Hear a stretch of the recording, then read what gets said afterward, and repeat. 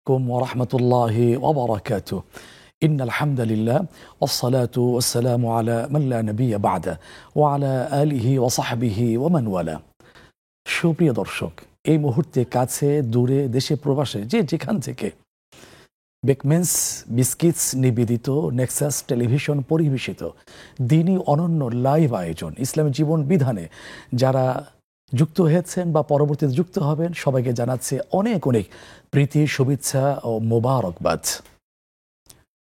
ইনশাআল্লাহ পুরো অনুষ্ঠান জুড়ে থাকবো আমি মোহাম্মদ মুস্তফা জামান, বনানী খতিব মসজিদে আক্তাকওয়া। প্রিয় দর্শক, আজকের টপিক হচ্ছে অসৎ বন্ধু পরিত্যাগ। খুবই গুরুত্বপূর্ণ একটি টপিক। ইমানকে শুধরে নেওয়ার, নেক আমল সুরক্ষিত স্বার্থে এই বিষয়টি আলোচনা হওয়ার দাবি রাখে।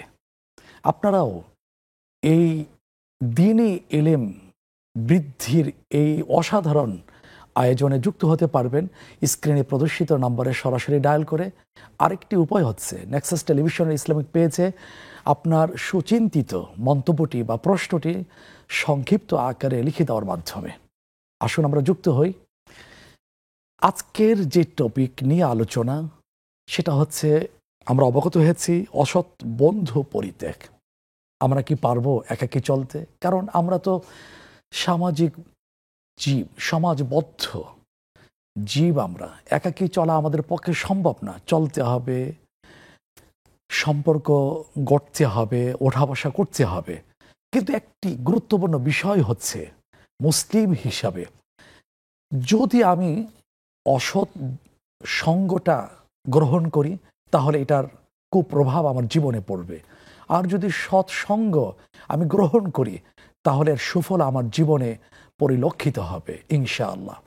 এই জন্য রাসূলুল্লাহ সাল্লাল্লাহু আলাইহি ওয়াসাল্লাম বলেছিলেন, আন-নাস আল-মারউ আলা দীনি খালিলিহি ফালইয়ানজুর আহাদুকুম মান ইউখালিল, আও কামা ক্বালা আলাইহিস সালাতু ওয়াসসালাম, যে মানুষ তার বন্ধুর ধর্মের উপরে, দ্বীনের উপরে। সুতরাং তার দেখা উচিত, ভাবা উচিত, চিন্তা করা উচিত সে কার সাথে বন্ধুত্ব করবে। না হলে তাকে পস্তাতে হবে, ইমানও যাবে, কষ্টার্জিত নেক আমলও নষ্ট হয়ে যাবে। এটা তো আমরা চাই না, কারণ আমাদের জীবনটা খুবই সংক্ষিপ্ত। প্রিয় দর্শক, এই বিষয়ে আমরা আলোচনা আরও শুনবো ইনশাআল্লাহ। প্রশ্ন পাবার, উত্তর দেওয়ার ফাঁকে ফাঁকে আমাদের এই পর্যায়ে একজন সম্মানিত দর্শক লাইনে আছেন। আমরা জেনে নিই কি প্রশ্ন করতে যাচ্ছেন। আসসালামু আলাইকুম। ওয়ালাইকুম আসসালাম ওয়া রাহমাতুল্লাহি ওয়া বারাকাতুহু। আমি মৃত্তিকামণি বলছিলাম বাড়িধারা থেকে। স্বাগতম বোন। স্যার, আমার দুটো কোয়েশ্চেন আছে। আমার ফার্স্ট কোয়েশ্চেন হচ্ছে, আজকে যোহরের নামাজের সময় আমার 4 রাকাত বিশিষ্ট নামাজে একটা ভুল হয়ে গিয়েছে। সেটা হচ্ছে, আমি 2 রাকাত পরে যে বসে তাশাহুদ পড়তে আমি সেটা না পড়ে উঠে দাঁড়িয়ে গেছি। দাঁড়িয়ে যাওয়ার পরে আমার মনে হয়েছে যে আমার তো আসলে বসে তাশাহুদ পড়াটা হয়নি। তখন আমার আসলে কি করা উচিত ছিল? আমি তারপরে 4 রাকাত নামাজ পড়ে যথারীতি সাউসেজদা দিয়ে ফেলেছি। তাহলে কি আমার নামাজটা হয়েছে নাকি হয়নি? জি, আর কোনো প্রশ্ন সম্মানিত বোন? আর আমার একটা কোয়েশ্চেন হচ্ছে যে, শেখ, আমি আমার লাইফে যা কিছু প্ল্যান করি তার কিছুই হয় না। এটা কি সাইকোলজিক্যাল কোনো টার্ম নাকি আসলে কোনো ইসলামিক ব্যাখ্যা আছে? জি, অনেক ধন্যবাদ সম্মানিত বোন। আমরা আলোচনা করছিলাম অসৎ বন্ধু পরিত্যাগ, ভালো বন্ধু, সৎ বন্ধু নির্বাচনের ব্যাপারে হাদিসে আসলে সেই কথা আমরা শুনছিলাম। বাকি কথা আমরা শুনবো ইনশাআল্লাহ। তবে এই মাত্র যে দুটো প্রশ্ন পেয়েছি বাড়িধারা থেকে সম্মানিত বোনের কণ্ঠ শুনে বুঝতে পেরেছি আমাদের এই সম্মানিত বোন আমাদের নিয়মিত যুক্ত হয়ে থাকেন। আমরা তাকে সাধুবাদ জানাচ্ছি, জাযাকিল্লাহু খায়রান। হ্যাঁ, প্রথম প্রশ্ন, জোহরের নামাজে প্রথম বৈঠক না বসে ভুলবশত দাঁড়িয়ে বাকি 2 রাকাত শেষ হয়েছে, তার আগে সাউসিদা হয়েছে। হ্যাঁ, আপনার নামাজ হয়েছে। এখন ফজর 2 রাকাত, জোহর, আসর, মাগরিব, এশা, প্রথম বৈঠক যেটা আছে সেটা হলো ওয়াজিব। ওয়াজিব যদি ভুলবশত ছুটে যায়, সালাম ফিরানোর পূর্বে যদি মনে আসে, তাহলে সাউসিদা দিলেই নামাজটা হয়ে যায়। তা আপনার না জানা সত্ত্বেও আপনার প্রশ্ন থেকে যেটা বুঝে আসছে, প্রকাশ পেয়েছে, আপনার নামাজটা হয়েছে। তবে শেষ বৈঠকটা কিন্তু ফরজ, ওটা কোনো বিকল্প নাই।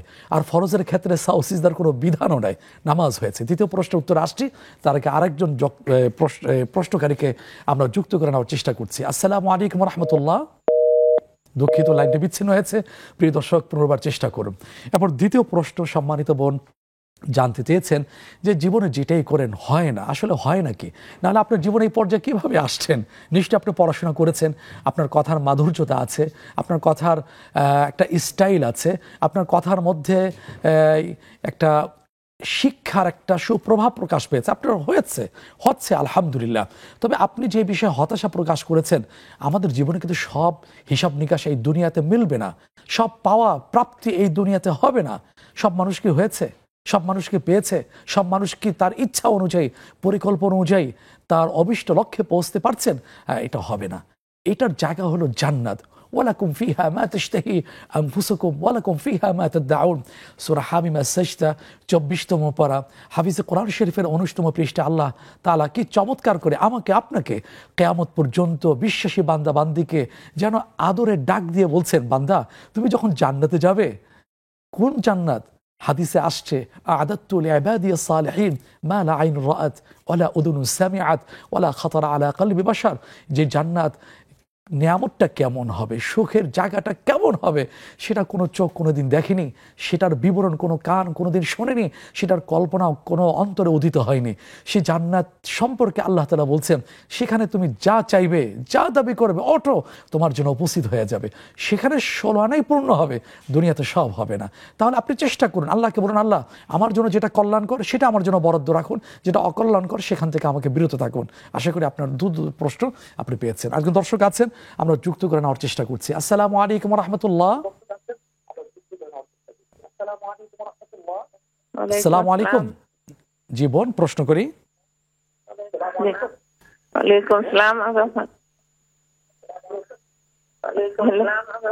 সম্মানিত বোন, আপনার একটু সহযোগিতা যাচ্ছে, টেলিভিশনের ভলিউমটা কমিয়ে নিন, তাহলে আশা করি ভয়েসটা ভালোভাবে শোনা যাবে।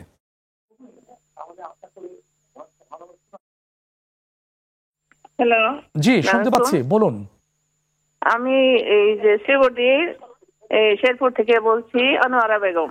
জি জি, আমি জানতে চাই যে এই আওয়াবিন এর নামাজ এবং ইশরাকের নামাজের টাইম কয়টা পর্যন্ত থাকে এবং কোন সূরা মিলাইতে হয় আলহামদুলিল্লাহ সূরার সাথে, এইটাই। জি, অনেক ধন্যবাদ। সম্মানিত বোন, আওয়াবিন আবার ইশরাক দুই সময় নামাজ। আওয়াবিন নিয়ে কথা আছে, তবে আমাদের সমাজে যেই টাইমটা প্রসিদ্ধি লাভ করেছে, যার উপরে আমল করে সংখ্যাগরিষ্ঠ মানুষ, সেটা টাইম হলো মাগরিবের ফরজের নামাজের পরে, এরপরে 2 রাকাত সুন্নত আদায় করে তারপর আওয়াবিন। এটা শেষ সময় হলো ইশারের ওয়াক্ত শুরু হওয়ার আগে, পশ্চিম আকাশে লাল যেটা আছে সেটা প্রকাশ পাওয়া পর্যন্ত। অর্থাৎ সোজা কথায় মোটা দাগে যে উত্তরটা আসবে সেটা হলো ইশার ওয়াক্ত শুরু হওয়ার আগ পর্যন্ত মাগরিব ওয়াক্ত থাকে আওয়াবিন ওয়াক্ত। এরপরে আসুন ইশরাকের নামাজ। ইশরাক শব্দের শাব্দিক অর্থ হলো আলো উদ্ভাসিত, যখন আলোটা, সূর্যের কিরণটা অত প্রখর থাকে না, মিষ্টি একটা অবস্থা বিরাজ করে, সেই সময়টা ইশরাকের ওয়াক্ত শুরু হয়ে যায়। সেটা কখন? যখন ফজর ওয়াক্ত শেষ হওয়ার পরে হারাম এবং মাকরু ওয়াক্ত, পুনর্বার বলছি, হারাম এবং মাকরু ওয়াক্ত শেষ হওয়ার পরেই শুরু হচ্ছে ইশরাকের ওয়াক্ত। এরপরে আপনি 8:30 9টা পর্যন্ত ইশরাকের ওয়াক্ত আপনি সুন্দরভাবে পড়ে যেতে পারবেন, এরপরও পড়া যায়। এই সময়টা হলো সুন্দর ইশরাকের ওয়াক্ত। এখন আপনার প্রশ্নের দ্বিতীয় অংশ ছিল ইশরাক এবং আওয়াবিনে কোন কোন সূরা পড়া হবে। হ্যাঁ, আপনি যে কোনো সূরা পড়তে পারবেন। সূরা মুজাম্মিল আসছে ফাকরাউ মা তায়াসসারা মিনাল কোরআন, কত সহজ করে আল্লাহ বলে দিয়েছেন যে কোরআন থেকে যেখান থেকে তোমার জন্য সহজ বান্দা তুমি সেখান থেকে তেলাওয়াত করবে। তবে সূরা ফাতিহার পরে এরপরে পড়া আরেকটি সুন্নত হলো ধারাবাহিকতা বজায় রাখা। আশা করি আপনার প্রশ্ন উত্তর পেয়েছেন। প্রিয় দর্শক, আলোচনা শুনছিলেন, প্রশ্নের উত্তর সময় হয়েছে বিরতিতে যাবার, ফিরে আসছি কিছুক্ষণের মধ্যে ইনশাআল্লাহ।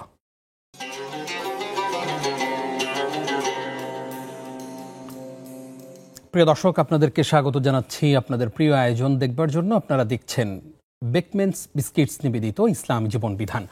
আজকে আমরা অত্যন্ত গুরুত্বপূর্ণ আলোচনা বিরতির পূর্বে শুনছিলাম যে অসৎ বন্ধু পরিত্যাগ এবং সেই সাথে আপনাদের করা জীবন ঘনিষ্ঠ প্রশ্নগুলোর জবাব দিচ্ছেন আমাদের প্রিয় স্কলার, বনানী মসজিদ আত-তাকওয়ার সম্মানিত খতিব ফদিলাতুশ শেখ মুস্তাফা জামান হাফিজাহুল্লাহ। শেখ, আপনাকে আরও একবার স্বাগত জানাচ্ছি। বারাকাল্লাহ ফিক। আমরা আমাদের দর্শকদের প্রশ্ন আসার পূর্বে আরও একটু আপনার কাছে একটু জানতে চাই যে আল আখিল্লাউ ইয়াওমাইযিন বা'দুহুম লিবা'দিন আদুউন ইল্লাল মুত্তাকিন, সেদিন মুত্তাকি বন্ধুরা ছাড়া অন্য কোনো বন্ধু কাজে আসবে না। এই যে আমরা বন্ধু বানাই, আসলে বন্ধু বানানোর ক্ষেত্রে, সম্পর্ক তৈরি করার ক্ষেত্রে কোন কোন দিকগুলো আমরা আসলে লক্ষ্য রাখবো? চমৎকার প্রশ্ন। আজকে তো এই বিষয়টাকে কোনো গুরুত্ব দেওয়া হয় না। আপনি যে আয়াতটা তেলাওয়াত করেছেন সূরা যুখরুফ 25তম পারা হাফিজে কোরআন শরীফের 13তম পৃষ্ঠা আসছে, 67 নম্বর আয়াত। হ্যাঁ, মাশাআল্লাহ, জাযাকাল্লাহ খাইরান এই প্রহর স্মৃতির জন্য। জি জি। এখন দুনিয়াতে যে কোনো মানুষকে বন্ধু হিসাবে নির্বাচন করা যাবে না। সেজন্য আপনাকে দেখতে হবে সেই দিনের কথা, যেই কথা আল্লাহ তাআলা স্বয়ং বলেছেন সূরা শুআরা, কবিদের নামক সূরা 19তম পারা হাফিজে কোরআন শরীফের 9ম পৃষ্ঠা শেষে আসছে, ও বান্দা একটু স্মরণ করো না, ইয়াউমা লা ইয়ানফাউ মালুন ওয়ালা বানুন, যেদিন কোনো মালুন ওয়ালা বানুন, সম্পদ, সন্তান, সন্ততি কোনো কাজে আসবে না। সেদিন মুত্তাকি ভালো বন্ধু তোমার উপকারে আসবে। সুতরাং সিদ্ধান্ত নেওয়ার দায়িত্ব আমার, আপনার। আমি কেমন বন্ধু নির্বাচন করব। যদি ভালো বন্ধু, মুত্তাকি বন্ধু নির্বাচন করি, যার ভিতরে আল্লাহর ভয় থাকবে, আখিরাতের জবাবদিহিতা থাকবে, ন্যাক আমলের প্রতি তার চরম পিপাসা থাকবে, গুনার প্রতি, মাসিয়াতের প্রতি, অবাধ্যতার প্রতি, তাগুতের প্রতি তার মনের দিক থেকে চরম ঘৃণা থাকবে, যে সে থাকবে আল্লাহর অনুসারী, সে থাকবে মুহাম্মদুর রাসূলুল্লাহ সাল্লামের সেই ফলোয়ার, তাকে বন্ধু হিসাবে নির্বাচন করা, তাহলে সেদিন ওই বন্ধু হতে পারে আমার জন্য নাজাতের উসিলা। সেই কথায় আল্লাহ বলছেন চোখে আঙ্গুল দিয়ে সূরা ইয়াসিন, যার ব্যাপারে হাদিস শরীফে আসছে ইন্না লিকুল্লি শাইইন রূহান ওয়া রূহুল কুরআনি সূরাতু ইয়াসিন, প্রতিটা জিনিসের, প্রতিটা পদার্থের একটা রূহ আছে, হৃৎপিণ্ড আছে। কোরআনের রূহ, হৃৎপিণ্ড হলো সূরা ইয়াসিন। সেই সূরা ইয়াসিনের এক পর্যায়ে 23তম পারা 3য় পৃষ্ঠাে আসছে ওয়ামতাজুল ইয়াওমা আইয়ুহাল মুজরিমুন, যখন প্রথম পর্যায়ে ভালো মন্দ একসঙ্গে থাকবে, অবস্থান করবে, এক পর্যায়ে আল্লাহর পক্ষ থেকে কঠোর কণ্ঠে ঘোষণা ঘোষিত হবে, অপরাধীরা পৃথক হয়ে যাও। সেদিন খারাপ বন্ধু, বন্ধু কোনো কাজে আসবে না। আপনি যথার্থই বলেছেন। আসবো আপনার কাছে আবারও ইনশাআল্লাহ। একটা ফোন নিয়ে আসি। আসসালামু আলাইকুম। ওয়ালাইকুম আসসালাম। আমি তিশা, বরিশাল থেকে। জি জি, বলুন প্লিজ। আমি শুনছি যে মানুষ নিজের প্রসাদ 3-7 দিন যদি গ্রহণ করে, মানে খায়, তাহলে নাকি উনি জীবনে ভেস্তে যাবে না, আর ওর মাধ্যমে নাকি কোনো জিন ভূতের আসর লাগবে না। এই কথাটা কতটুকু সত্যি? প্রসাদ? হ্যাঁ, না, নিজের প্রস্রাব। ও আচ্ছা আচ্ছা। আর যে দ্বিতীয় প্রশ্ন হচ্ছে, আমার নামাজ পড়তে গেলে নামাজ ভুল হয়, যার কারণে আমি একটু জোরে জোরে পড়ি, যা মানে আমার ডিপ্রেশনের সমস্যা আছে, যার নামাজটা ভুল না হয়, এজন্য আমি একটু জোরে পড়ি। আর আমার বাসায় তেমন কেউ থাকে না, আমার সন্তান, আমার হাজবেন্ড থাকে। আচ্ছা, আপনাকে একটু জিজ্ঞেস করতে চাই, নিজের পেশাব খাওয়ার ব্যাপারে আপনি জানতে চাচ্ছিলেন? হ্যাঁ, এটা আমি একজনের কাছে শুনছি, তাই মানে এই কথাটা মানে আমার মাথার ভিতর ঘুরতে আসে যে এটা কিভাবে হয়। আস্তাগফিরুল্লাহ আযীম। জি, আপনি থাকুন আমাদের সঙ্গে। ধন্যবাদ আপনাকে। শেখ, আপনিও শুনেছেন, আমি এই ধরনের প্রশ্নের সম্মুখীন হইনি এর আগে। নিজের পেশাব নিজে খেলে জান্নাতে যেতে পারে না বা জাহান্নামে যাবে, বা এই যে খেতে পারার বিষয়টা, এটাই বা কেন আসতে পারে? মহতারাম, একটু বলতে চাই। জি জি। আমরা তো রাম শ্যাম যদু মধুদের পাশে আমাদের অবস্থান। জি জি। কয়েক পুরুষ পূর্বে টান দিলে দেখা যাবে কি সেখানে গিয়ে শিকড় গিয়ে মিলে যাবে। তাদের একজন নেতা, উনি প্রধানমন্ত্রী ছিলেন, ইউরোপের যখন একটা সেমিনারে যখন অংশগ্রহণ করলেন, পানি গ্রহণ করেননি, তাদের দেওয়া পরিবেশিত সেই পানীয় তিনি গ্রহণ করেননি, নিজের পেশাব নিজে গ্রহণ করেছেন। হ্যাঁ, ইতিহাস লিখছে এই জন্য গ্রহণ করেছেন যে আমাকে যেন বিষ খাইয়ে যেন কোনো অসৎ উদ্দেশ্য তারা হাসিল করতে না পারে। তাদের পক্ষে সম্ভব, কিন্তু আমাদের পক্ষে প্রশ্নই আসে না। কারণ আমাদের পক্ষে প্রশ্ন আসে না, এই জন্য আমরা আসমানি ফায়সালার উপরে পূর্ণ বিশ্বাস পোষণ করি, যেটা হারাম আল্লাহ করেছেন সেটা হালাল করার দুঃসাহস আমাদের মধ্যে নেই।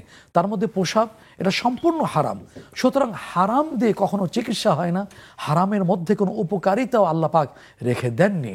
সুতরাং আপনি যে কথাটা সম্মানিতা বোন বলেছেন যে এটা খেলে 5 দিন 7 দিন আপনার জিন বুত, আপনার শব্দ, আপনার চয়ন করা শব্দ যে আপনার কোনো ক্ষতি করতে পারবে না, বা আগডুম বাগডুম যা বলেছেন এই শব্দগুলো এই জন্য চুজ করেছি যে শুরুটাই তো হলো হারাম, তার উপর ভিত্তিকের উপকার পাওয়ার তো প্রশ্নই আসে না। যদি আপনি না করে থাকেন, না খেয়ে থাকেন, তাহলে তো আপনি বেঁচে গেলেন আল্লাহর রহমতে। আর যদি কখনো প্রকাশ করেন না, আপনি জানেন আল্লাহ তাআলা, তাহলে অচিরেই আল্লাহর কাছে তওবা করুন। কারণ হারাম দিয়ে বিলাট বডি যদি তৈরি হয় তাহলে কিন্তু বাঁচা খুব কঠিন হয়ে যাবে। সাবধান, আল্লাহ আমাদেরকে হেফাজত করুক। তিনি আরেকটি প্রশ্ন করেছেন যে নামাজে ভুল হয় দেখে উনি জোরে জোরে তেলাওয়াত করেন সূরাগুলো, তো ওনার বাসায় কেউই থাকে না, এক্ষেত্রে উনি জোরে তেলাওয়াত করতে পারবেন কি? হ্যাঁ, সুন্দর কথা। একটু প্রাসঙ্গিক বলি, পুরুষদের জন্য বা ইমামদের জন্য ওয়াজিব সমূহের মধ্যে একটা ওয়াজিব হলো আস্তে জোরে তেলাওয়াত করা, অর্থাৎ ফজর, মাগরিব, ইশা এগুলো তো জোরে তেলাওয়াত করে ইমাম সাহেবদের জন্য ওয়াজিব। আর জোহর আসরে আস্তে পড়া এটাও ওয়াজিব। কিন্তু একাকী পুরুষ মানুষ অথবা মা বোনদের জন্য আস্তে জোরে সবই সুযোগ আছে। আপনি যেটা বলেছেন, হ্যাঁ এটাই যথার্থ। আপনি তেলাওয়াত করছেন জোরে, যাতে মনোযোগটা আসে ওদিকে, যেন একাগ্রতা, একনিষ্ঠতা যেন সৃষ্টি হয়। ঘরে কোনো গায়রে মাহরাম নাই, পরপর শুনতে পাচ্ছে না, এতে কোনো সমস্যা নেই। জি, সহি হচ্ছে, হয়ে যাবে ইনশাআল্লাহ। ইনশাআল্লাহ। আমরা একটু জানতে চাই যে আমরা বন্ধু নির্বাচন করি অনেকেই, আপনি আমাদেরকে বলবেন কোন বন্ধুরা আমাকে জান্নাতের পরিবর্তে জাহান্নামের দিকে নিয়ে যাচ্ছে? এই কথাটাই আল্লাহ তাআলা বলে দিয়েছেন সূরা ফুরকান 19তম পারা 1ম পৃষ্ঠা। যে বন্ধু আল্লাহর কথা বলে না, রাসূল ইসলামের কথা বলে না, ইসলামের কথা বলে না, এই জীবনের পর আরেকটি জীবন আছে, মৃত্যুর মধ্য দিয়ে যে জীবনের সমাপ্তি না, সূচনা হবে, শুরু হবে, একাকী পথ চলতে হবে, মহা সফর শুরু হয়ে যাবে, সেটার কোনো আলোচনা নেই। গঠনতন্ত্রে কর্মসূচির মধ্যে কোনো কিছু নেই, শুধু ক্ষণস্থায়ী জীবনের জন্য সবকিছু হচ্ছে। সেই বন্ধু নির্বাচন করতে নিষেধ করা হয়েছে। আল্লাহ না করুক সেই বন্ধু যদি আমি নির্বাচন করি, পরিণতিটা কি হবে আল্লাহ তাআলা সেটা চোখে আঙ্গুল দিয়ে বলে দিয়েছেন যে ওয়াউমা ইয়া'আদু যালিমু আলা ইয়াদাইহি ইয়াকুলু ইয়া লাইতানি ইত্তাখাযতু মা'আর রাসূলি সাবিলা। সেদিন জালেমরা, অসৎ বন্ধু, মন্দ বন্ধু নির্বাচন যারা করেছে, ওই অবস্থায় দুনিয়া থেকে বিদায় নিয়েছে, সেই তাদেরকে জালেম হিসেবে আল্লাহ তাআলা উল্লেখ করেছেন, সাব্যস্ত করছেন। সেই জালেমরা 2 হাত কামড়াবে। আজকের একটু নিজের দাঁত লাগলে, একটু ব্যথা পেলে আহ করে উঠি, কি ব্যথাটা লাগে। এখন সেদিন নিজের 2 হাত আলা ইয়াদাইহি দ্বিবচন কামড়াতে থাকবে আর আফসোস করে বলবে ইয়া লাইতানি, হায় দুর্ভোগ, লাম আত্তাখিদ ফুলানান খলিলা, আমি যদি অমুকরে বন্ধু হিসেবে গ্রহণ না করতাম, লাকাদ আদাল্লানি আনি যিকরি বাদা ইয জাআনি। উপদেশ, কি উপদেশ? কোরআন উপদেশ, হাদিস উপদেশ, ইসলাম উপদেশ, আল্লাহ রাসূল উপদেশ, এই উপদেশগুলো আসার পরেও আদাল্লানি, লাকাদ আদাল্লানি, আমাকে বিপদগামী করেছে, আখিরাত থেকে বিমুখ করেছে, তাদের ব্যাপারে আফসোস করে বলবে। সুতরাং এই বন্ধু থেকে আমাকে অবশ্যই সতর্ক থাকতে হবে। আশা করছি আমাদের দর্শকরা বিষয়টি বুঝতে পেরেছেন। এই মুহূর্তে আমাদের সঙ্গে আরো একজন দর্শক আছেন। আসসালামু আলাইকুম। ওয়ালাইকুম আসসালাম। হুজুর, আমার একটি প্রশ্ন ছিল। বলুন প্লিজ। হুজুর, এই মাসের যে চাঁদের 27 তারিখে একটা রোজা রাখা হয়, সেটা কি করা যাবে কি যাবে না? শুনতেছি নাকি এটা করলে বেদায়েত হবে। মানে আমাদের রাসূল সাল্লাল্লাহু আলাইহি সাল্লাম কি রাখে নাই এই মাসে রোজা? আচ্ছা আচ্ছা, জি বুঝতে পেরেছি। এটা একটা প্রশ্ন। আর একটা প্রশ্ন হইলো যে শবে বরাতের এর পরের যে চাঁদটা শাবান মাসের, জি জি, সেটাও যে শবে বরাতের দিনে আগে থেকে তো অনেকেই রোজা রাখে আসে, সেটাও কি রাখা যাবে কি যাবে না? জি, ধন্যবাদ আপনাকে। আমাদের সঙ্গেই থাকুন। আমাদের অনেক দর্শক আমাদের সঙ্গে যুক্ত আছেন, আমরা একজন একজন করে নেওয়ার চেষ্টা করছি। আরো একজন দর্শক এই মুহূর্তে আছেন আমাদের সঙ্গে। আসসালামু আলাইকুম। আসসালামু আলাইকুম। ওয়ালাইকুম আসসালাম।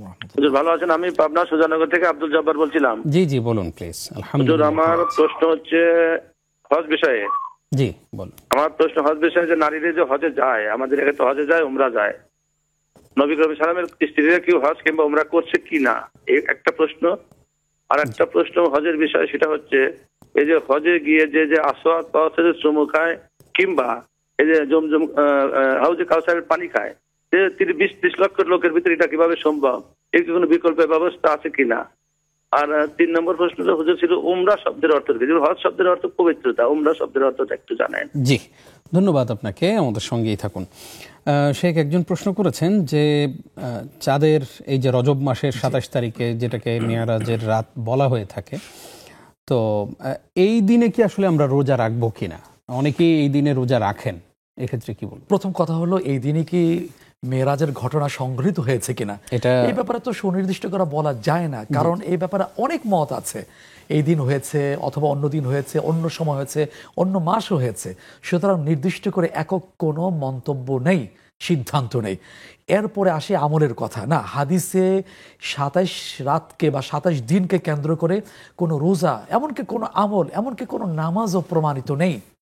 এরপরে আমরা যেটা করছি এটা আমরা ঠিক করছি না, কারণ ইবাদত হতে হবে তাওকিফি। এটা আরবিতে একটা পরিভাষা, হাদিসের পরিভাষা।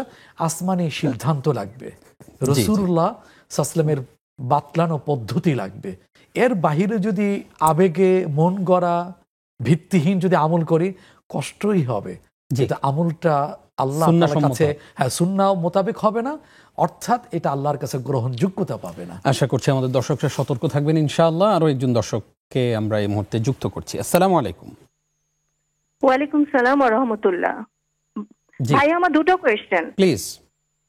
আমার ফার্স্ট কোয়েশ্চেন হচ্ছে যে কোন মহিলা যদি বিধবা থাকে, তার পৃথিবীতে কেউ নেই, স্বামী মারা যাওয়ার সময় অল্প কিছু গচ্ছিত অর্থ রেখে গেছেন। এখন শোনা যাচ্ছে যে সুদ হারাম। যে টাকাটুকু আছে সে যে মানে সুদী ব্যাংকে রেখে যে একটু মানে সুদী ব্যাংক থেকে সুদ তুলে যে সে চুকে, সেটাও তো মানে পাপ হয়ে যাচ্ছে। তো ওই টাকাটা কাউকে যে দেবে বিশ্বাস করে, সেটাও তো পারছে না, টাকাটা তখন সে মেরে দেবে। এই অবস্থায় সে এখন সুদ খাওয়া যাবে কি যাবে না? ইসলামী ব্যাংকে রাখলেও সেটা দিয়ে তার চলছে না, তাহলে এই মুহূর্তে তার করণীয় কি করতে পারে সে? আচ্ছা আচ্ছা আচ্ছা, এখন মেয়ে মানুষ পাচ্ছে না তো। আর সেকেন্ড কোয়েশ্চেন হচ্ছে যে মানে সূরা রহমানে আছে যে ছেলেদের জন্য যেমন পুরুষদের জন্য 70টা হুর জান্নাতি। মেয়েদের জন্য কি জান্নাতি মেয়েদের জন্য কি কোনো ফ্যাসিলিটিস আছে? সম্মানিত শাইখ প্লিজ বলবেন। অসংখ্য ধন্যবাদ আপনাকে সুন্দর চিন্তা করবার জন্য। আমাদের সঙ্গেই থাকুন ইনশাআল্লাহ। ছোট্ট একটি বিরতির পর আমরা আপনাদের প্রশ্নগুলোর জবাব দেব।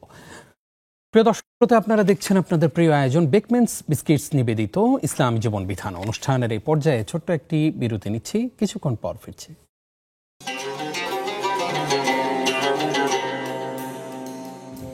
প্রিয় দর্শক, আরও একবার স্বাগত জানাচ্ছি আপনাদেরকে। দেখছেন বেকমেন্স বিস্কিটস নিবেদিত ইসলামী জীবন বিধান। আজকে অনেকগুলো গুরুত্বপূর্ণ প্রশ্ন এসেছে, আপনারাও আমাদেরকে প্রশ্ন করবেন।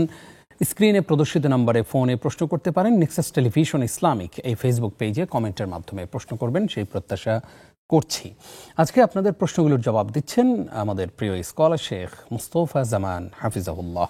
শেখ, আপনাকে আরও একবার সাধুবাদ জানাচ্ছি আমাদের এই আয়োজনে। আমাদেরকে অনেকেই প্রশ্ন করেছেন। একজন জানতে চেয়েছেন যে তাহলে আমরা 27শে রজব রোজা রাখলাম না, শবে বরাতেও কি রোজা রাখবো না? হ্যাঁ, দুটো একসাথে না। শবে বরাত যেটা আছে এটা আমাদের এই উপমহাদেশের একটা পরিভাষা, মার্কেট পেয়েছে বলা যায়। হাদিসের যেটা আসছে সেটা হলো লাইলাতুন নিসফি মিন শাবান, শাবান মাসের মধ্যরাত। হ্যাঁ, ওই ব্যাপারে তো হাদিসও আসছে, এবং যারা বলছেন নাই তাদের যে ইমাম সেটা তিনি হচ্ছেন শেখ আলবানী রাহিমাহুল্লাহ তাআলা, ও তিনিই বলছেন এই ব্যাপারে সহিহ হাদিস আছে। আর হানাফি মাযহাবের তো বক্তব্য আছে, সেটা হলো যে ফজিল সংক্রান্ত সনদের যদি দয়ফ থাকে, দয়ফও যদি হয়, তাহলে এটা গ্রহণযোগ্য, এই ব্যাপারে আছে। আর পাশাপাশি আরেকটা কি মহতারাম, এমনি তো রাসূল সাল্লাল্লাহু আলাইহি ওয়াসাল্লামের মাসিক রোজার একটা কর্মসূচি ছিল, সেটিও ছিল আইয়ামে মিদ বলা হয়ে থাকে, 13, 14, 15। ওইটার মধ্য দিয়ে তো শাবান মাসের রোজা তো রাখা হয়েই যায়। আর যদি হয়ে থাকে ওই সময় সোমবার, তাহলে আলহামদুলিল্লাহ আইয়ামে বিদ রোজা রাখা হয়ে গেল, সোমবার রোজা রাখা হয়ে গেল, লাইলাতুন নিসফি রোজাও যদি নিয়ত করা ওইটাও হয়ে গেল। এখন প্রশ্ন হবে একই আমলে একাধিক নিয়ত করার সুযোগ আছে কিনা? হ্যাঁ আছে। সুন্নত নফলের ক্ষেত্রে একটা আমলের মধ্য দিয়ে একই সময় একই জায়গায় একাধিক নিয়ত করা যায়, এই সুযোগটুকু রাখা হয়েছে। জি, আশা করছি আমাদের বোন তার প্রশ্নের জবাব পেয়ে গেছেন। এই মুহূর্তে আরো একজন দর্শক আছেন। আসসালামু আলাইকুম। ওয়ালাইকুম আসসালাম। আমার প্রশ্ন হচ্ছে, মানুষ যে মারা যায়, এই যে আমাদের সমাজে প্রচলিত আছে যে 3 দিন 11 দিন 40 দিন এগুলো করে, এগুলোতে ইসলাম মানে শরীয়ত অনুযায়ী কি বলে? আর 2 নম্বর প্রশ্ন হচ্ছে যে এই মৃত্যুর পর যে মানুষ মজলিস করে আমাদের গ্রামে, ও অনেকের কাছে চাল টাকা এগুলো নেয়, এটা কতটুকু জায়েজ আছে? আচ্ছা আচ্ছা, এটা নেয় কারা এই টাকাটা? হ্যাঁ হ্যাঁ হ্যাঁ, যদি টাকাটা তারা নেয়। এটা কারা নেয়? মানে যার বাড়িতে মানুষ মারা যার গেছে বাড়িতে অনুষ্ঠান তারাই নেয়। আচ্ছা আচ্ছা আচ্ছা, জি বুঝতে পেরেছি, ধন্যবাদ আপনাকে, আমাদের সঙ্গেই থাকুন। শেখ একজন প্রশ্ন করেছেন যে রাসূল সাল্লাল্লাহু আলাইহি সাল্লামের স্ত্রীরা আম্মাজানেরা কি হজ উমরা করেছিলেন? হ্যাঁ, উমরা তো করেছেন। উমরার ব্যাপারে তো যেহেতু রাসূল ইসলামের জীবনে উমরা তো একবারই হয়েছে, যে বছর ফরজ হলো তো আমিরুল হাজ করে পাঠানো হলো, উনি যেতে পারেন না, কিন্তু শেষ টাইমে তো উনি গিয়েছেন, ওইটাই তার ফার্স্ট, ওইটাই তার লাস্ট ছিল। আর ওই সময় তো তার সেই প্রিয়তমা স্ত্রী উম্মুল মুমিনিন আয়েশা সিদ্দিকা রাদিয়াল্লাহু তাআলা করেছিলেন। ঘটনাও এই ব্যাপারে কিছুটা ঘটেছে, ইহুদি মুনাফিকরা রটনা রটিয়ে দিয়েছে সেই ব্যাপারে। সূরা নূর 18তম পারায় এ ব্যাপারে ঘটনাও আসছে। তাহলে আমরা পেয়ে যাচ্ছি আয়েশা রাদিয়াল্লাহু তাআলা আনহা করেছিলেন। একজন প্রশ্ন করেছেন যে হাজরে আসওয়াদ চুমা দেওয়ার ক্ষেত্রে আমাদের এই যে 20-30 লক্ষ হাজি সাহেবরা যে যান, এরপরে জমজমের পানি খাওয়ার জন্য যে যান, সেখানে তো অনেক ভালো একটা গ্যাদারিং হয়, এইটার বিকল্প কোনো ব্যবস্থা করা যায় কিনা, এটা হচ্ছে ওনার প্রশ্ন। বিকল্প ব্যবস্থা তো আছে, করা যায় না, করা হয়েছে, ওখানকার যারা কর্তৃপক্ষ আছেন করে দিয়েছেন। প্রথম কথা হলো হাজরে আসওয়াদ চুম্বন করা এটা ফরজ না, ওয়াজিব না, এটা সুন্নত। এ ব্যাপারে পাবনা থেকে সম্ভবত সম্মানিত ভাই, ওনার কণ্ঠ মাঝে মধ্যে শোনা যায়, কণ্ঠ শুনে পরিচিত মনে হলো, যে এই ব্যাপারে যাদের সাথে যান তারা বলে দেন যে আপনি কাছে থেকে যেতে পারেন, তো আপনি কাছ থেকে যদি চুম্বন করতে পারেন করবেন, তো সাবধান আপনাকে তো অন্যজন কষ্ট না পায়। এই কথাটা কিন্তু প্রতিধ্বনিত হয়েছে 1500 বছর পূর্বে। আল্লাহর রাসূল সাল্লাল্লাহু আলাইহি ওয়াসাল্লাম বলেছিলেন, ইয়া ওমর, হে ওমর, যেহেতু বীর পাহলন ছিলেন, লম্বা ছিলেন, তোমার দ্বারা যেন কোনো কষ্ট না পায়, সুন্নত আদায় করতে গিয়ে কষ্ট দিলাম, হারামের কাজ হয়ে গেল, এই ব্যাপারে সতর্ক থাকা। এখন যদি কাছ থেকে না পারি তাহলে দূরের থেকে ইস্তেলাম যেটাকে বলে, ওইটা করলেও এই চুম্বনের বিধানটা পালন করা হয়ে যাচ্ছে। এরপরে আসি জামজামের পানি, উনি বলেছিলেন কাউজে কাউসার, সেটা হলো আখিরাতের প্রশ্ন, আখিরা ময়দানের প্রশ্ন। জামজামের পানি, হ্যাঁ, এখন একটা নিয়ম হলো, একটা টেকনিক বলে দেওয়া আছে যে এটা তো বিভিন্ন জায়গায় বসে পান করা যায়। এখন আমাদের সময় বা অন্যরা যেটা করে থাকেন এই টেকনিকটা অবলম্বনটা, যে তওয়াফ করার পূর্বেই বিভিন্ন জায়গায় তো ট্যাপ দেওয়া আছে, মসজিদ হারামের ভিতরে বাহিরেও দেওয়া আছে, লেখাও আছে আরবিতে এবং ইংলিশে। ওখানে নেওয়ার সময় পানিটা কাঁধে স্টুডেন্ট ব্যাগ যদি নিয়ে যাওয়া হয় তাহলে তওয়াফটা শেষ করে আমি যে কোনো জায়গায় দাঁড়িয়ে আমি পান খেতে পারবো। সুতরাং এইভাবে করলে যারা জানে তারা ওই ভিড়ের মধ্যে পড়ে না। জি, আশা করছি আমাদের ভাই তার প্রশ্নের জবাব পেয়েছেন। আরো একজন দর্শককে যুক্ত করতে চাই। আসসালামু আলাইকুম। আসসালামু আলাইকুম। ওয়ালাইকুম আসসালাম ওয়া রাহমাতুল্লাহ। আমি ঢাকা আফতাবনগর থেকে বলছি। আমার প্রশ্নটা ছিল, আমাদের এখানে প্রচলিত আছে যে সূরা জিন 7 বার পড়লে নাকি হচ্ছে এখানে জিন হাজির করা যায়, এটা কি কতটুকু প্রাসঙ্গিক, এটা আমি জানতে চাচ্ছি। আচ্ছা আচ্ছা, জি আমাদের সঙ্গেই থাকুন প্রিয় ভাই। আরো একজন দর্শককে যুক্ত করছি। আসসালামু আলাইকুম। হ্যালো, আসসালামু আলাইকুম। ওয়ালাইকুম আসসালাম। হুজুর, কয়েকদিন আগে একজন হুজুর বলছিল যে বউ জামাইকে যাকাতের টাকা দিতে পারে। আচ্ছা, বুঝছেন? জি জি, বুঝছি। এখন বউ যদি অন্য কোনো ইনকাম না করে, মনে করেন গোল্ডের কিছু জাকাত আসলো, এখন টাকাটা উনি জমাইছে মনে করেন জামাইয়ের টাকা থেকে, তো ওইভাবে কি জাকাতের টাকা কি জামাইকে দেওয়া যাবে ওই টাকা থেকে? আচ্ছা আচ্ছা আচ্ছা, জি ধন্যবাদ আপনাকে, আমাদের সঙ্গেই থাকুন। সে একজন প্রশ্ন করেছেন যে উমরা অর্থ কি? উমরা অর্থ আসলে প্রথম কথা হলো নির্মাণ করা, বিনির্মাণ করা। এমনি তো ওই 2টা ফরজ আর 2টা ওয়াজিবের সমন্বয় যে বিধানটা পালন করা হয়, যেটা আইনগত দিক থেকে নফল বা সুন্নত, ওইটাকে উমরা করা হয়ে থাকে। জি, সুন্দর উত্তর পেয়েছি আমরা। একজন জানতে চেয়েছেন যে স্বামী মারা যাওয়ার সময় অল্প কিছু টাকা রেখে গেছেন, সেই টাকা উনি সুদি ব্যাংকে রেখে সেখান থেকে ইন্টারেস্ট যদি খেতে চান, ওনার অন্য কোনো ওয়ে নাই এই মুহূর্তে, উনি ইসলামী ব্যাংকেও রাখতে চাচ্ছেন না, এই ক্ষেত্রে আসলে ওই নারীর জন্য সুদ খাওয়া জায়েজ হবে কিনা? আমি যদ্দূর বুঝতে পেরেছি ওনার দেখার মতো কেউ নাই, আর ওই স্বামীর রেখে যাওয়া সামান্য অর্থ ছাড়া তার জীবন অবলম্বনের কোনো বিকল্প ব্যবস্থা নেই। উনি সুদী ব্যাংকে রাখবেন, সেখানে ইন্টারেস্ট আসবে, সুদ আসবে, জেনেছেন এটা হারাম, আবার কাউকে দিবেন বিনিয়োগ করার জন্যে, বিনিয়োগকৃত সেখান থেকে মুনাফা আসবে, সেই বিশ্বাস করার মতো লোকও নাই, তাহলে কি সুদ জায়েজ হবে কিনা? জায়েজ হবে না। এই সমস্ত সৃষ্ট কারণ দেখিয়ে সুদ মানে গ্রহণ করার সুযোগ নেই। কেন? এখন তো সুদমুক্ত শরিয়া ব্যাংকিং চালু আছে, 80 দশক থেকে শুরু হয়েছে, সেই দিকে আমি কেন মনোনিবেশ করছি না, সেখানে রাখছি।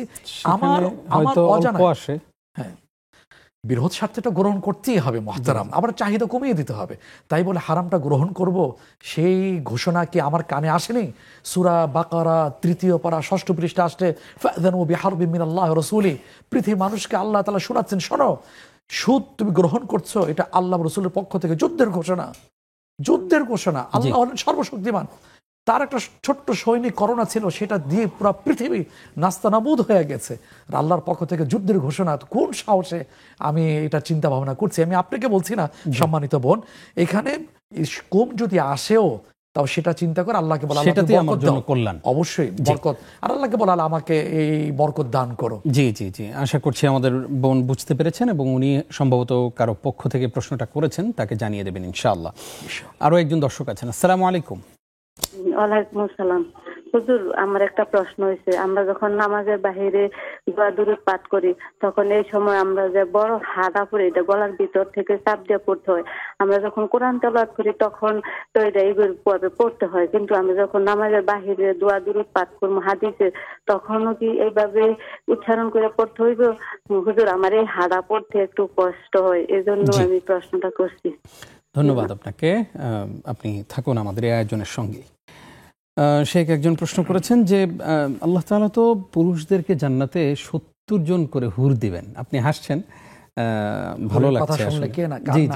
জি জি জি, যেহেতু আমরা সবাই জান্নাতের প্রত্যাশী এবং যদি 70 জন হুর আপনি পান তাহলে তো এটা খুশির সংবাদ নিশ্চয়ই। তো এখন আমাদের সবার জন্য, জি জি, বোনের প্রশ্ন হচ্ছে যে আসলে আমাদের মেয়েদের জন্য তাহলে কি? আপনারা 70 জন হুর নিয়ে জান্নাতে থাকবেন, আমরা কাদেরকে নিয়ে থাকবো? আমি একটা প্রথমে শব্দের বিশ্লেষণে যেতে চাই আমার ক্ষুদ্র জ্ঞান আলোকে। হুর শব্দটা এটা কিন্তু কোনো মুযাক্কার শব্দ না, মুআন্নাস শব্দ নয়, পুরুষবাচক বা স্ত্রীবাচক না। এই শব্দটার অবস্থানটা এমন, এটা পুরুষবাচক হতে পারে, স্ত্রীবাচকও হতে পারে। যেহেতু এটা একটি খুবই গুরুত্বপূর্ণ এবং সবাই এই মুহূর্তে অপেক্ষায় আছে যে আপনি উৎকণ্ঠা দূর করার জন্য, জি জি, এই প্রশ্নের জবাবে আপনি কি বলছেন আমি সেটা জানবো আমরা ইনশাআল্লাহ ছোট্ট একটি বিরতির পর। প্রিয় দর্শক, আপনারা দেখছেন আপনাদের গুরুত্বপূর্ণ জীবন ঘনিষ্ঠ আয়োজন, আপনাদের প্রিয় আয়োজন বেকম্যানস বিস্কিটস নিবেদিত ইসলামী জীবন বিধান। অনুষ্ঠানের এই পর্যায়ে আবারও বিরতির সময় হলো, আশা করছি আমাদের সঙ্গেই থাকবেন।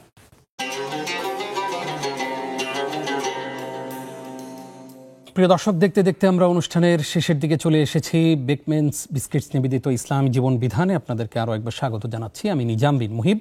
আজকে অনেকগুলো প্রশ্ন এসেছে আমাদের হাতে, সেই প্রশ্নগুলোর জবাব দিয়ে আজকের আয়োজন আমরা শেষ করবো ইনশাআল্লাহ। উস্তাদ, আপনি হুরদের ব্যাপারে আলোচনা করছেন। সুন্দর। হুর একটা লোভনীয় শব্দ, আসলে যেই শব্দের নিয়েই এখানে বিভ্রান্তিটা, বিশেষ করে মা বোনদের কারো কারোর মধ্যে একটা কষ্ট, উদ্বেগ, একটা শূন্যতা কাজ করে। কষ্ট করছি, আমাদের জন্য কি জান্নাতে কোনো ব্যবস্থা থাকবে না? আমি শুধু 2টা অংশ এই ক্ষুদ্র পরিসরে উল্লেখ করতে চাই। সেটা হলো হুর শব্দটা আরবি শব্দ, এটা কোনো স্ত্রীবাচক শব্দ না যে শুধু পুরুষদের জন্যই প্রযোজ্য হবে। এটা স্ত্রীবাচক হতে পারে, পুরুষবাচকও হতে পারে। সুতরাং আল্লাহ যার জন্য যেটা মুনাসিব সেটা নির্বাচন করবেন। পাশাপাশি আরেকটি আয়াত, যে আয়াতটা পুরুষের জন্য স্বস্তিদায়ক মা বোনদের জন্যে, সেটা হলো সূরা হামিম আস-সাজদা 24তম পারা 19তম পৃষ্ঠা আসছে। সেই আয়াতের সম্বোধন নারী পুরুষ নির্বিশেষে সবার জন্য, সেটা হলো ওয়ালাকুম ফিহা মা তাশতাহি আনফুসুকুম ওয়ালাকুম ফিহা মা তাদউন। আল্লাহ তাআলা বলছেন সেই জান্নাতি পুরুষ হোক অথবা নারী হোক, সবাইকে আল্লাহ তাআলা বলছেন যে তোমার মন যা চাইবে, তোমার মন যা দাবি করবে, তোমার জন্য অটো সেটা প্রস্তুত থাকবে। সুতরাং কিসের আফসোস? সুতরাং কোনো দিক থেকে সম্মানিতা মা বোন, আফসোসের আক্ষেপের কোনো সুযোগ নেই। আমার দায়িত্ব ইআমালু, কাজ করে যাও, আমল করে যাও। উদখুলুল জান্নাতা বিমা কুনতুম তা'মালুন। আল্লাহ তাআলা আরেক জায়গায় বলছেন, নেক আমল করছো আল্লাহর জন্য শিরক মুক্ত হয়ে, তাহলে ইনশাআল্লাহ তোমাকে জান্নাত দিবেন, যে জান্নাতে তোমার কোনো আফসোস, কোনো আক্ষেপ, কোনো শূন্যতা, কোনো কিছুই থাকবে না ইনশাআল্লাহ। ইনশাআল্লাহ। অনেক গুরুত্বপূর্ণ তথ্য দিলেন আমাদের বোনদের জন্য। আশা করছি আমাদের বোনরা খুশি হবেন। এবং পাশাপাশি এই কথাটা ওস্তাদ আমাদের জানিয়ে দেওয়া উচিত আমার মনে হয়, যে সেখানে যে হুররা থাকবেন, দুনিয়াতে যিনি স্ত্রী ছিলেন তিনি ওই হুরদের রানী থাকবেন, এইরকম কোনো কিছু। হ্যাঁ, যদি স্বামী স্ত্রী দুজনের জান্নাতি হয়ে থাকেন তাহলে আল্লাহ তাআলা দুজনকে দিয়ে দিবেন। সেক্ষেত্রে ওই স্ত্রীকে আল্লাহ পাক হুরদের সেরা রূপ লাবণ্য দিয়ে দেবেন। সুবহানাল্লাহ। কিন্তু এটা নয়, একজন বলেছিলেন যে স্বামী খারাপ, একজন দোয়া চাচ্ছেন স্ত্রী যে আল্লাহ ওরা যদি জান্নাত দেয়, ওরা যেন আমার জন্য নির্বাচন না করেন, কষ্ট পেয়েছেন। আল্লাহ জান্নাত তো এমন জায়গা, সেখানে কষ্ট বলতে কোনো কিছুই থাকবে না। জি, অনেক সুন্দর একটি প্রশ্নের জবাব পেয়েছি। একজন জানতে চেয়েছেন যে এই যে মানুষ মৃত্যুবরণ করার পরে 3 দিন, তারপরে 40 দিন, কেউ আবার 11 দিন পরে একটা অনুষ্ঠান করেন, এই ইসলামী শরিয়ার প্রেসক্রিপশন কি এমনই যে 3 দিনে বা 40 দিনে বা 11 দিনে বা যেই কোনো দিনে, এবং সেটা অনেক সময় প্রতি বছর হয়, যে প্রতি বছর এই দিনে আব্বা মারা গিয়েছে, মৃত্যুবার্ষিকীও পালন করা হয়, এই বিষয়ে কি বলবেন? 3টা শব্দ আমাদের সমাজে বেশ সমাদৃত, প্রসিদ্ধ। সেটা হলো কুলখানি, 3 দিন বা 4 দিনের মাথায়, আর 40 দিন সেটা হলো 40 বছর ঘুরে ওই দিন আসলে বলে বার্ষিকী। এগুলো ইসলামে কোনো ভিত্তি নেই। কেন ভিত্তি নেই? অনেকগুলো হাদিস আছে, ছোট্ট হাদিস এখানে আমি নিয়ে আসছি। সেটা হলো আল মাইয়িতু কাল গারিক। হাদিসে আসলে মৃত মানুষ ডুবন্ত মানুষের মতো। আচ্ছা, আমি ভাবি তো দেখি, প্রিয় দর্শক, আমরাও ভাবি যে মানুষটা সাগরে পড়ে গেল, তার বাঁচার কোনো অবলম্বন নেই, এখন আরেকজন জাহাজে আছে, ভালো অবস্থানে আছে, উনি কি বলবেন না তোমার জন্য এখন কোনো কিছু করা যাবে না, 3 দিন হোক, 40 হোক, বছর ঘুরে বার্ষিকী হোক, এটাকে বলবো? সেটা বলবো না, বরং প্রতিনিয়ত তার জন্য উপকার করার চেষ্টা করব। সেটাই রাসূলুল্লাহ সাল্লাল্লাহু আলাইহি ওয়াসাল্লাম বলেছেন যে মৃত মানুষরা চাতক পাখির মতো দুনিয়াবাসীর দিকে তাকিয়ে থাকে, তার জন্য দোয়া, তার জন্য মাগফিরাত, তার জন্য ইসালে সাহাবের ব্যবস্থা করা, নানা উপায়ে উপকার করার কথা হাদিসে আসছে। সুতরাং এই দিবসগুলোর প্রতি অপেক্ষা না করে যখন যেইটা পারবো উপকারে পৌঁছবে সেটা আমরা করব। সহিহ বুখারীতে আসছে, সন্তান বাবার জন্য মাগফিরাতের দোয়া করছেন, বাবার পজিশন হাই করে দেওয়া হলো, বাবা প্রশ্ন করছেন, ইয়া রব, হে আমার রব, কি কারণে হলো? তখন আল্লাহ তাআলা জবাব দিচ্ছেন, বিরতিফাই বিস্তিগফার ইবনিক লাক, তোমার সন্তান তোমার জন্য ক্ষমা প্রার্থনা করেছে, এই জন্য তোমার মার্তবা পজিশন হাই করে দেওয়া হয়েছে। সুবহানাল্লাহ। কোনো সময় কোনো দিবসে অপেক্ষা না করে যখন সুযোগ আসবে তার জন্য দোয়া করতে থাকবো, ইসালের ব্যবস্থা করতে থাকবো। এটাই সহিহ, এটাই গ্রহণযোগ্য। উস্তাদ, আমরা অনুষ্ঠান যেহেতু শেষ করবো, আমাদের হাতে আরো 4টি প্রশ্ন আছে, আমরা একটু সংক্ষেপে দিয়ে দেব ইনশাআল্লাহ। একজন জানতে চেয়েছেন যে চাল বা টাকা উঠিয়ে অনেক সময় যেই বাড়িতে একজন মানুষ মৃত্যুবরণ করলেন, তো ওই বাড়ির মানুষজনই আশেপাশের সব বাড়ি থেকে চাল, কোনো কারো কাছ থেকে টাকা, সেগুলো উঠিয়ে মজলিস নামে একটা অনুষ্ঠান করেন, এইটার ব্যাপারে এটার কোনো ভিত্তি নেই। খাওয়ানো অনেক সওয়াবের ব্যাপার, খাওয়ানো যাবে, কোনো সমস্যা নাই, কিন্তু এই প্রক্রিয়াটা ইসলাম কর্তৃক না। যার মা বাবা মারা গেছে তার কোনো টেনশন নাই, এখন আরেকজন থার্ড পার্সন এসে এই প্রক্রিয়া চাঁদাবাজির মতো না, এটা বর্জনীয়। আল্লাহ কিন্তু এই আনুষ্ঠানিকতা, এই মজলিসের উপর নির্ভর করে তাকে ভালো অবস্থানে রাখবেন, বিষয়টা এমন কথা রাসূল সাল্লাল্লাহু করে যাননি, বলে যাননি, করেননি সাহাবা কেরাম রাদিয়াল্লাহু তাআলা আনহুম আজমাইন। আমরা উত্তর পেয়ে গেছি। একজন জানতে চেয়েছেন যে সূরা জিন যদি কেউ 7 বার পড়ে তাহলে নাকি জিন হাজির হয়? না, এমন বিষয় না, জি এমন নয়। আমরা উত্তর পেয়ে গেছি। আরেকজন জানতে চেয়েছেন যে একজন এই অনুষ্ঠান থেকে শুনেছেন, আমাদের বোন একজন স্কলারের কাছ থেকে শুনেছেন যে স্বামী যদি গরিব হয় তাহলে স্ত্রী তাকে যাকাতের অর্থ দিতে পারেন।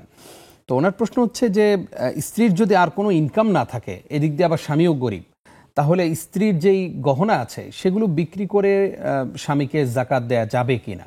অবশ্যই। এবং সেখানে সেই টাকাটা আবার যাকাত থেকে কেটে দেয়া যাবে কিনা? হ্যাঁ, যাকাত দেওয়া যাবে। কাকে দেওয়া যাবে? স্ত্রী স্বামীকে দিতে পারবে। স্বামী যদি সাহেবের নিসাব যদি না হয়ে থাকে, আর স্বামী দিতে পারবে না কেন? যেহেতু স্ত্রীর ভরণ পোষণ দায়িত্ব স্বামীর, স্ত্রীর দায়িত্ব না স্বামীর ভরণ পোষণের। আর বোন যেটা প্রশ্ন করছেন, আমারও টাকা নেই, অল্প টাকা আছে, স্বামীও বেচারা গরিব, তাহলে দুইজনেই তো গরিবের একবারে সমিতিতে সদস্য পদ গ্রহণ করি, তাহলে সংসার কিভাবে চলবে? হ্যাঁ, আপনার ততদিন যাকাত হবে যতদিন পর্যন্ত আপনি সাহাবে নিসাবের মাত্রায় মার্জিনে থাকবেন। যখন 7.5 ভরি স্বর্ণ অথবা 52 তোলা রূপা এই পর্যায় থেকে নিচে চলে আসবেন, তখন তো আপনার যাকাত আসবে না। সুতরাং যাকাত দেওয়ার প্রশ্নই আসবে না। আপনি যেটা আশঙ্কা করছেন সম্পদ হ্রাস পাওয়ার, তখন আর হ্রাস পাবে না ইনশাআল্লাহ। ইনশাআল্লাহ। আমাদেরকে একজন প্রশ্ন করেছেন যে নামাজের বাইরে যখন আমরা হাঁটতে উঠতে বসতে এমনিতে দোয়া পড়ি যেগুলো, সেই ক্ষেত্রে এই যে হায়ের উচ্চারণ, হ্যাঁ, এই হায়ের উচ্চারণটাকে একদম গলার ভেতর থেকে করতেই হবে নাকি স্বাভাবিকভাবে পড়লেও চলবে? আরবি ভাষার কিছু মাখরাজ আছে, কিছু কিছু অক্ষরের উচ্চারণ স্থান যেটাকে বলে মাখরাজ বলে। জিম হা এটা কণ্ঠনের মাঝখান থেকে আপনার যতদূর সম্ভব ততটুকু করে যাবেন। আপনার বয়স হয়েছে, আপনি ততটুকু পারছেন না, যতটুকু পারছেন ততটুকুই হবে। হাদিসে আসছে ইয়াতা তা তা, বয়সের কারণে জিহ্বা মোটা হয়ে গেছে, উচ্চারণে কষ্ট হচ্ছে, কষ্ট এবং উচ্চারণ দুই কারণে আল্লাহ তাকে ডাবল সওয়াব দিয়ে দেবেন ইনশাআল্লাহ। ইনশাআল্লাহ। আমরা অনুষ্ঠান শেষ করব উস্তাজ, আপনার কাছে আবার একটু আজকের প্রসঙ্গে ফিরে আসতে চাই, জানতে চাই যে আমরা বন্ধুত্বের কথা বলছিলাম, ভালো বন্ধুর কথা বলছিলাম এবং খারাপ বন্ধু থেকে নিজেদেরকে মুক্ত রাখার কথা বলছিলাম। আমরা কি ছেলেরা কোনো মেয়েদেরকে বন্ধু বানাতে পারবো, সে যত ভালোই হোক? আবার মেয়েরা কি কোনো ছেলেকে বন্ধু বানাতে পারবে যত আল্লাহওয়ালাই হোক? হাদিসে যেটা আসছে, আপনি যে শুরুতে কোন আয়াত উচ্চারণ করেছেন সূরা যুখরুফের, সেটা মুত্তাকি বন্ধু। আর এইটা না হয়ে যে আরো মারাত্মক হয় যদি বিপরীত লিঙ্গের সাথে বিয়ে বহির্ভূত বন্ধুত্ব হয়, সেটা তো খারাপ পরিণতি বয়ে নিয়ে আসবে। আর হাদিসে যেটা আসছে, ভালো বন্ধু হলো তা আতর, না কিনলেও আতরের সুঘ্রাণ পাওয়া যায়।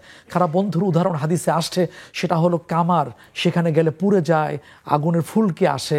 সুতরাং বিরত থাকতে হবে। দোয়াও করব আপনার আলোচনায় শেষে যে আল্লাহ তাআলা বন্ধু নির্বাচনে বিপরীত লিঙ্গী নয়, পাশাপাশি সমলিঙ্গের ক্ষেত্রেও ভেবে চিন্তা ভাবনা করে বন্ধুত্ব নির্বাচন করা, যার মধ্য দিয়ে দুনিয়াও আমার সুন্দর হয়, আখিরাতও যেন নাজাতের উসিলা হয়। আল্লাহ তৌফিক দান করুন। আল্লাহুম্মা আমিন, আল্লাহুম্মা আমিন।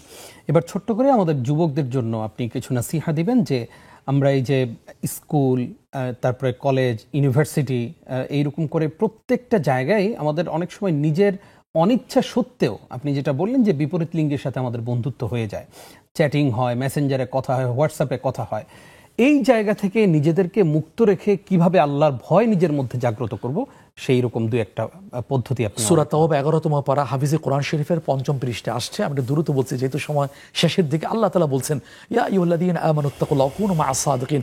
এটাই সবচেয়ে বড় প্রেসক্রিপশন, এটাই সবচেয়ে বড় নসিহা। আল্লাহর চেয়ে বড় নসিহা কেউ করতে পারবে না।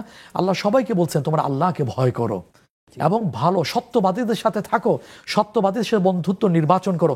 ওই নামাজ পড়ে ওই প্রেম করে না, ও বিপরীত লিঙ্গের সাথে তার বন্ধুত্ব নেই, সুতরাং ওর বন্ধুত্ব আমার দরকার। এর মধ্য দিয়ে আমি নামাজি হব, এর মধ্য দিয়ে আমি হারাম কাজ থেকে বিরত থাকতে পারবো, সেটাই আমাকে গ্রহণ করতে হবে। পাশাপাশি আরেকটি কথা যেটা হাদিসে আসছে, যে আরশের ছায়া ছাড়া যেদিন কোনো ছায়া থাকবে না, সেদিন সাবআতুন ইউযিল্লুহুমুল্লাহু ইয়াওমা লা যিল্লা ইল্লা যিল্লুহু, 7 শ্রেণীর মানুষ সেখানে স্থান পাবে, ভালো অবস্থান আল্লাহ তাআলা দান করবেন। তার মধ্যে একটা হলো শাবুন নাশাআ ফি ইবাদাতিল্লাহ, ওই যুবক তার যৌবন কালটাকে যৌবনের তাড়না থাকা সত্ত্বেও আল্লাহর ভয়ে ইবাদতটা কাটিয়ে দিয়েছে। সুবহানাল্লাহ। সেজন্য দরকার কোরআন হাদিসের সাহচর্য, সেটার জন্য দরকার উস্তাদ, হক্কানি উলামায়ে কেরাম, সেটার সাথে সম্পর্ক জুড়ে দেওয়ার মধ্য দিয়ে ইনশাআল্লাহ। তার আগে একটা কথা বলবো, সময়ের দাবি হিসাবে সবার আগে সংস্কার দরকার, শিক্ষার। এই সংস্কার দরকার এই জন্যই, শিক্ষা যদি এর মধ্যে কোরআন থাকে, সুন্নাহ থাকে, অটোমেটিক আমার ভাই, আমার বোন, যুব সমাজ আল্লাহ ভীরু মুত্তাকি হয়ে তার যৌবনকাল গঠন করে নেবে ইনশাআল্লাহ, তার ক্যারিয়ারও গঠন করবে। না হলে সহশিক্ষা, কোরআন হাদিস বিবর্জিত এই সিলেবাসের মধ্য দিয়ে বেঁচে থাকার খুব কঠিন হবে। জাযাকাল্লাহ খাইর, অনেক গুরুত্বপূর্ণ তথ্য দিলেন আমাদেরকে নাসিহা করলেন, কষ্ট করে আমাদেরকে সময় দেওয়ার জন্য আপনাকে ধন্যবাদ। জাযাকাল্লাহু খাইরান। প্রিয় দর্শক, এতক্ষণ যারা আমাদের সঙ্গে ছিলেন আপনাদেরকেও ধন্যবাদ জানিয়ে শেষ করছি আজকের আয়োজন। আপনারা দেখছিলেন বেকমেন্স বিস্কিটস নিবেদিত ইসলাম জীবন বিধান। আগামী পর্ব দেখবার আমন্ত্রণ জানিয়ে আজকের মতো এখানেই বিদায় নিচ্ছি আমি নিজাম বিন মুহিব। আসসালামু আলাইকুম ওয়া রাহমাতুল্লাহি ওয়া বারাকাতুহু।